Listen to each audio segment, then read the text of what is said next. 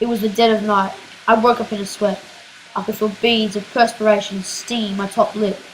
It was a hot summer's evening, but it was not the heat that was suffocating me as I lay in my bed.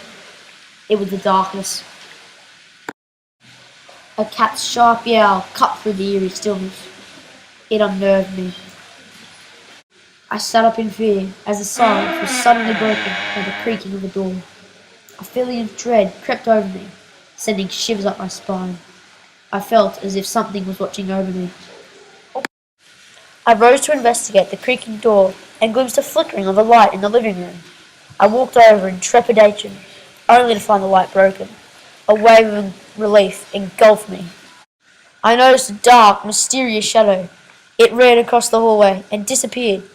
Anxiety returned as I cautiously stepped forward into the darkness, following the direction of the shadow. I was half asleep. Was I dreaming? In the dimness of the living room, a trail of dark red blood caught my eye. What is happening? Fearfully, I headed down the hallway, following the trail. The stench of blood was in the air. Dark red stains smothered the walls, doors, and floors. I recoiled, my mind and body whirling in a crazed spin, my legs shaking so violently that I fell. As I fell, I saw it, a beast so frightening that I froze in fear. Its penetrating gaze went straight through me. There was a thick, dark fluid pouring from its visible veins. I leapt to my feet in horror and sprinted up the stairs and through the dark corridor to my parents' room. I noticed a slight crack in the door. I reached out to open it, but it slammed shut with a bang.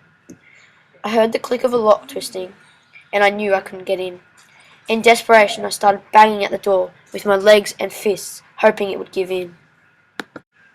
Then a scream pierced through the warm air, a scream of sheer terror and agony.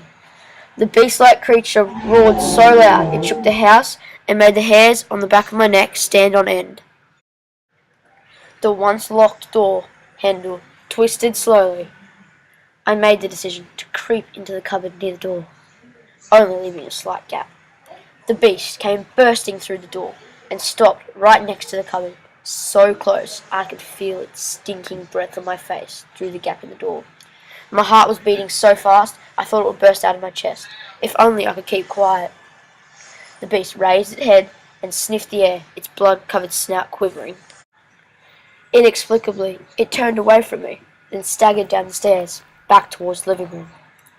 Fearfully, I opened the cupboard door, my hands trembling as I did so. I slowly crept forward towards the stairs and gazed over to look for an escape route, only to see the beast in all its glory for the very first time.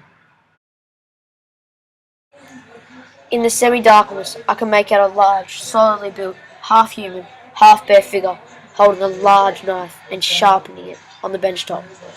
I bravely crawled down the stairs, ensuring I didn't make the slightest of noises.